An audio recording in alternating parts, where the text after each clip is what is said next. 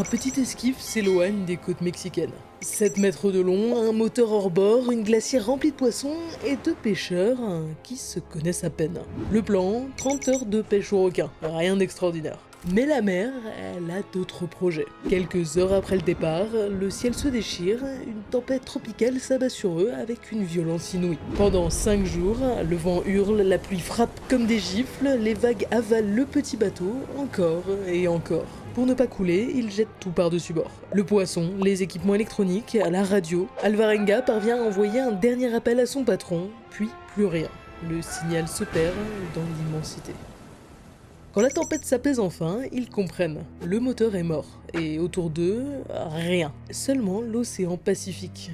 Il dérive. Alvarenga a passé 15 ans en mer, il connaît les poissons, les courants, les dangers. Alors il fait ce qu'il sait faire. Il improvise. Avec ses mains nues, il attrape les tortues et les oiseaux qui se posent sur le bateau, épuisés par les vents. Il les tue, les dépaisse, les mange crus. Quand il pleut, il collecte chaque goutte d'eau dans des morceaux de plastique à la dérive. Quand il ne pleut pas, il boit du sang de tortue ou sa propre urine. J'avais tellement faim que je mangeais mes propres ongles. Il trouve aussi des méduses, ça brûle la bouche, mais pas si mauvais qu'il dira. Et dans les débris flottants, parfois, un miracle. Une salade pourrie, des carottes, une bouteille de lait, du chewing-gum, des restes d'un autre monde. Mais Cordoba, lui, ne tient pas. Trop jeune, trop inexpérimenté, il ne peut pas se forcer à manger cette viande crue, cette chair sanguinolente, il vomit encore et encore. Puis il s'arrête de manger complètement, il sombre dans une dépression silencieuse, son regard se vide, son corps s'affaiblit, jusqu'à mourir. Et ça, Alvarenga ne peut pas l'accepter. Pendant 6 jours, il garde le cadavre à bord, il lui parle comme s'il était encore vivant. Comme si la solitude n'avait pas encore tout dévoré. Finalement, il se force, il glisse le corps de Cordoba par-dessus bord. Désormais, il est seul, vraiment seul. Les mois passent, le temps perd tout son sens. Il prie, il parle à Dieu, à lui-même, à l'océan. Il pense à sa fille, à sa mère, qu'il attend quelque part au Salvador. Le pire, ce ne sont pas les tempêtes, ni la faim, ni même la solitude. Le pire, ce sont les bateaux. Pendant sa dérive, une trentaine de navires passent à proximité, assez proches pour qu'il les voie, pour qu'il hurle, pour qu'il agite les bras, mais aucun ne s'arrête, aucun ne le voit. Il pense au suicide.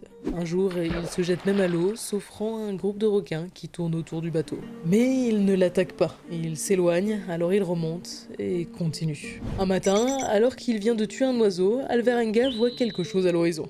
Des arbres. Il crie, pleure, rit, puis avec ses dernières forces, il abandonne le bateau et nage vers le rivage. Il s'échoue sur l'atoll d'Ebon, l'île la plus méridionale des îles Marshall, à 12 500 km de son point de départ. Il est méconnaissable, en haillons, une barbe longue, à moitié nue, les genoux éraflés, déshydraté. Mais vivant. Un couple local le découvre et le recueille, ils alertent directement les autorités. L'histoire semble beaucoup trop folle pour être vraie, alors on vérifie, on enquête. Des chercheurs de l'université de Hawaï créent un modèle informatique des courants du Pacifique. Ils placent 16 traceurs virtuels au large du Mexique à la date où Alvarenga prétend avoir dérivé. Résultat, les trajectoires convergent toutes vers l'atoll d'Ebon, autour du 31 janvier 2014, la date exacte de son sauvetage. Ensuite, un texte de polygraphe, le détecteur de mensonges, 82 questions, et il n'a pas menti. Quand on le découvre, il a perdu 30 kilos, mais il est vivant. Quand Alvarenga rentre au Salvador, il est accueilli en héros. Sa mère l'attend, celle qui n'avait jamais cessé d'espérer. Mais à l'hôpital, les médecins découvrent autre chose. Alvarenga souffre de thalassophobie, une peur panique de la mer. Il ne peut même pas retourner dans son village natal, situé sur la côte. Ah oui, et la famille de son compagnon mort sur le bateau lui a fait un procès pour cannibalisme, classé sans suite, faute de preuves. Aujourd'hui, avec les copains de Sport Trash, on va vous montrer... attendez, comment ça le chat vous voulez Seito? Mais Seito il est encore en vacances en fait, on le voit plus depuis qu'il a pris un abonnement CyberGhost VPN. Il est allé au Japon, au Portugal pour faire des festoches, et ça lui a permis de faire des économies sur les avions, trains et hôtels. C'est comme Cross qui est parti en Thaïlande écrire des textes, maintenant en un clic il peut se connecter à l'étranger, chiffrer ses données et masquer son adresse IP quand il se pose dans un cybercafé ou sur les wifi publics. Il est safe. Puis le soir ils peuvent quand même continuer leur série tranquille vu qu'ils accèdent au contenu géolocalisé. Émissions de TV étrangères, catalogue restreint de plus de 40 plateformes de streaming et sites bloqués en France. Oui bah écoutez, ils font ce qu'ils veulent, hein, cela ne nous regarde pas. C'est fiable, excellente note sur Trustpilot, garantie 45 jours, satisfait ou remboursé, et pas cher, à peine 2 € par mois. Tout ça pour un accès simultané jusqu'à 7 appareils. Alors franchement, profitez-en aussi et faites comme eux et 38 millions d'utilisateurs. Et c'est CyberGhost VPN grâce à notre lien en description. Je vais m'y mettre aussi, tiens. La survivante de l'Arctique. Dans l'Arctique sibérien, la glace ne pardonne jamais. Cette jeune femme de 23 ans, c'est Ada Blackjack. Son peuple, les Inupiats, sont des chasseurs traditionnels. Phoques, morses, caribous, ours polaires, mais Ada ne connaît rien de tout ça. À 16 ans, elle épouse Jack Blackjack, un ancien chasseur. Le couple a 3 enfants. De mœurs en bas âge, seul Bennett survit. Jack est violent, abusif. Un jour, il les abandonne sur la péninsule de Seward. Ada obtient le divorce, mais elle se retrouve seule avec un enfant de 5 ans gravement malade. Bennett souffre de tuberculose. Pour rejoindre Nome, Ada marche 64 km à pied. Quand Bennett est trop fatigué, elle le porte sur son dos. De retour chez sa mère, Ada survit en nettoyant des maisons, en cousant pour les mineurs. Mais elle n'a pas assez d'argent pour soigner Bennett. Alors, elle prend la décision la plus déchirante de sa vie, le placer dans un orphelinat, où il pourra recevoir des soins. Cette séparation la hante. Tout ce qu'elle fera désormais n'aura qu'un seul but, récupérer son fils. C'est là que le chef de la police de Nome lui parle d'une opportunité. Un groupe recrute pour une expédition arctique, le salaire, 50 $ par mois, une fortune. Le projet est politique, revendiquer l'île Vrangel pour le Canada et l'Empire britannique, une île déserte à 140 km au nord de la Sibérie. On envoie 4 jeunes hommes. Ils cherchent une couturière autochtone, parlant anglais. Dans l'Arctique, réparer fourrure, manteau et cagoule est vital pour survivre. Alors, Ada hésite. Elle a jamais chassé, elle sera la seule femme, la seule autochtone. Mais 50 $ par mois, c'est la seule chance de sauver Bennett. Alors, elle accepte. Elle embarque à bord du Silver Wave avec les 4 hommes et un chat nommé Victoria, la mascotte de l'équipe. Sauf que l'expédition est mal planifiée dès le départ. Seulement 6 mois de provisions et le plan, c'est chasser sur l'île pour se nourrir. Un navire de ravitaillement doit revenir les chercher l'été suivant. Le groupe débarque sur l'île Vrangel. Les hommes plantent le drapeau britannique et ils installent un camp. Les premiers mois se passent bien, le groupe explore, pose des pièges à renards, il chasse, Ada coud et cuisine. Mais quelques semaines après l'arrivée, elle commence tout doucement à craquer. Elle refuse de coudre et elle ne mange plus. Elle erre loin du camp, convaincue que les hommes veulent se débarrasser d'elle. Pire, elle développe une obsession romantique pour un des hommes et tente désespérément de le convaincre de l'épouser. Quand il part au second camp de piégeage, Ada marche 16 km dans la neige pour le rejoindre. Ce qu'elle subit, c'est ce qu'on appelait à l'époque l'hystérie arctique. Une condition psychologique causée par l'isolement, le froid extrême, les cycles interminables de jour et de nuit. Et ça, c'est car elle est terrifiée, nostalgique de Bennett, convaincue qu'elle va mourir ici. Les hommes ne comprennent pas, alors ils la punissent, ils l'enferment dehors dans le froid glacial et l'attachent à un poteau pour l'empêcher de fuir. Finalement, après plusieurs mois, la crise s'atténue, elle retourne à ses tâches. Et quand l'été arrive, la glace fond, l'équipe attend le navire de ravitaillement, mais il n'apparaît pas. Ce qu'ils ignorent, le gouvernement bolchevique russe a officiellement revendiqué l'île. L'organisateur de l'expédition doit chercher des investisseurs privés pour financer un navire de secours. Et quand il réunit enfin les fonds, la glace de mer a déjà bloqué le passage. Le moral s'effondre, ils sont coincés pour un second hiver. Les provisions sont épuisées et le gibier se raréfie. La famine s'installe, le bois pour les feux est épuisé et un des hommes tombe gravement malade, le scorbut. Des plaies apparaissent sur tout son corps, ses gencives se relâchent, ses dents tombent, du sang suinte de sa peau et de son nez. Il est cloué au lit, incapable de bouger. Les 3 hommes prennent une décision désespérée. Ils vont partir sur la banquise avec le traîneau et les chiens. Leur objectif, traverser 160 km de glace jusqu'à la Sibérie, puis continuer jusqu'à Nome pour chercher de l'aide. Ils laissent derrière eux l'homme malade et Ada Blackjack pour s'occuper de lui. Ils ne reviendront jamais. On suppose qu'ils sont morts dans une tempête ou que la banquise s'est brisée sous leurs pieds. Pendant 6 mois, Ada joue simultanément les rôles de médecin, infirmière, compagne et chasseuse. Chaque matin et soir, elle chauffe du sable pour le mettre sur les pieds glacés de l'homme malade et lui fait la lecture de la Bible pour le réconforter. Mais en retour, l'homme est méchant avec. Affaibli par la maladie, il lui projette toute sa frustration. Il lui lance des livres, il lui crie dessus et il lui répète que son mari avait raison de la maltraiter, jusqu'à ce qu'il meure paisiblement dans la nuit. Elle pleure sa mort. J'ai eu du mal quand il était en train de mourir, je ne l'oublierai jamais de toute ma vie. J'ai fait de mon mieux pour sauver sa vie, mais je n'ai pas pu le sauver. Incapable de l'enterrer seule, elle barricade la tente où repose le corps et déménage dans la tente de la cuisine. Ada est maintenant complètement seule sur l'île. Seul le chat Vic est encore là pour lui tenir compagnie. Elle se fait une promesse qui la maintiendra en vie. Je ne laisserai pas Bennett avoir une belle-mère. Elle doit maintenant apprendre à survivre seule. Elle aligne des boîtes vides pour s'entraîner à tirer, elle chasse les phoques et les oies, elle pose des pièges à renards, elle renforce sa tente, elle construit une plateforme au-dessus de son abri pour guetter les ours polaires et collecte de la neige pour l'eau. Surtout, elle construit un bateau léger de chasse à partir de bois flottés, de toiles et de peaux d'animaux. Et quand une tempête l'emporte, Ada sombre dans une dépression et reste au lit une journée.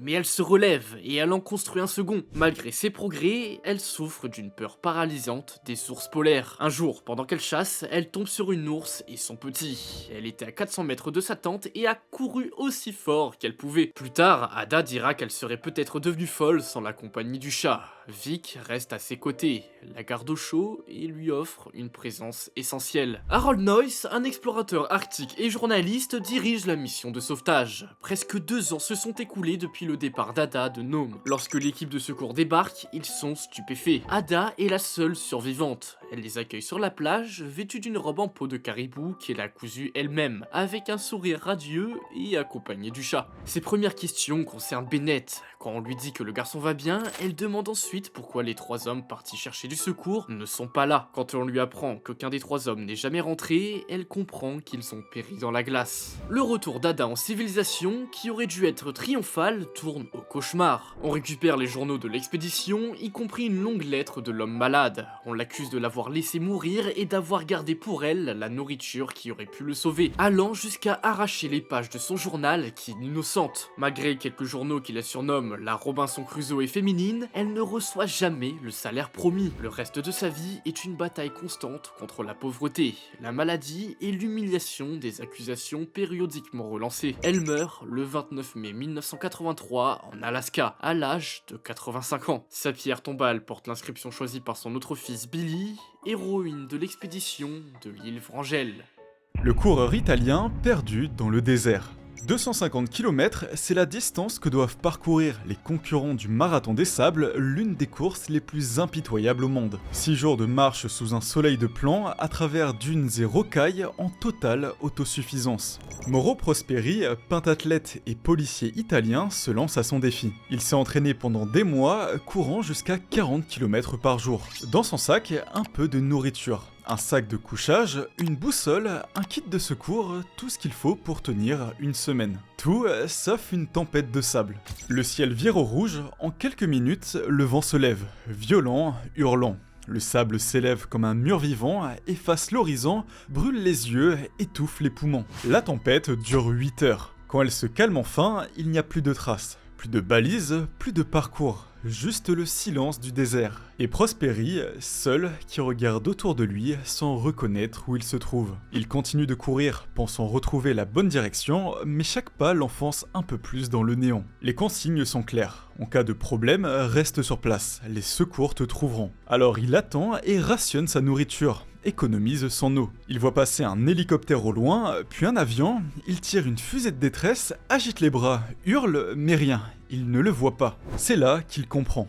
Personne ne viendra, s'il veut survivre, il doit marcher. L'eau, c'est la première chose qui disparaît. Après quelques heures, la gorge se dessèche. Alors Prosperi boit sa propre urine, puis il lèche la rosée du matin sur les pierres. Chaque goutte compte. Au bout de plusieurs jours, il aperçoit une forme dans le désert. Une petite tour, un bâtiment abandonné. Un marabout, un sanctuaire musulman perdu au milieu de nulle part. Il y entre, c'est sombre, silencieux et rempli de chauves-souris. Ce qui suit est insoutenable, mais c'est la réalité de la survie. Il attrape les chauves-souris une à une, les décapite, boit leur sang et mange leurs entrailles crues. Des serpents, des lézards, des coléoptères et des œufs d'oiseaux, tout ce qui bouge devient nourriture. Mais un matin, Prosperi n'a plus la force. Il sort son canif, se coupe les veines et attend la mort. Mais elle ne vient pas. Son sang, épaissi par la déshydratation, coagule presque instantanément. Les plaies se referment, son propre corps refuse de mourir. Alors, paradoxalement, quelque chose en lui se rallume. Une rage, une volonté. Il quitte le sanctuaire et continue à marcher. 8 jours après s'être perdu, il trouve une flaque d'eau, une vraie. Pas de la rosée, pas du sang, de l'eau. Il plonge son visage dedans, boit à en vomir, son corps déshydraté depuis trop longtemps rejette le liquide. Mais il insiste doucement et finalement l'eau reste. Une silhouette apparaît au loin. Une jeune bergère touareg, elle le voit et s'enfuit terrifiée. Prosperi ne ressemble plus à un homme. Mais la famille de la jeune fille revient, il lui offre du lait de chèvre, du thé à la menthe. Puis il l'emmène sur un chameau vers un campement militaire algérien, oui, algérien. Sans le savoir, Prosperi a dérivé de près de 300 km. Il a traversé la frontière, il n'est même plus au Maroc. À l'hôpital, le diagnostic est sans appel, 16 kilos perdus, soit un tiers de son poids. Son foie est endommagé, ses yeux abîmés. Il ne pèse plus que 45 kilos, sa convalescence durera 2 ans, mais il survit. Et contre toute logique, il retourne dans le désert. 6 fois, 6 autres marathons des sables. Ce jour-là, au fond du Sahara, Mauro Prosperi n'a pas seulement survécu, il a compris ce que signifie vraiment être vivant.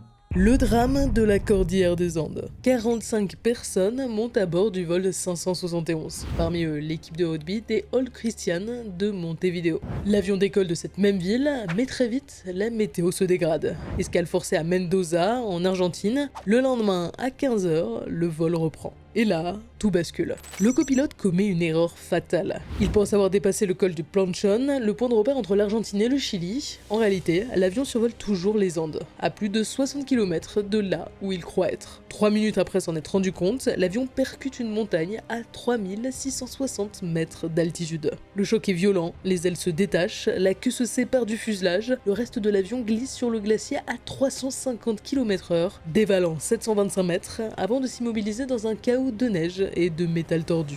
12 morts instantanément. Le pilote est tué sur le coup, ses os broyés contre la table de bord, le copilote, piégé dans le cockpit, écrasé, agonise. Il supplie qu'on l'achève avec son arme, personne n'ose, il meurt le lendemain. Parmi les victimes immédiates, le docteur Francisco Nicola, médecin de l'équipe, et sa femme. La première nuit est un cauchemar, le froid descend à moins 30 degrés, 4 personnes meurent de froid. Fernando vient de perdre sa mère dans le crash, et maintenant il regarde sa sœur mourir lentement, elle s'éteint dans ses bras. Les survivants s'accrochent à un espoir, les secours vont venir.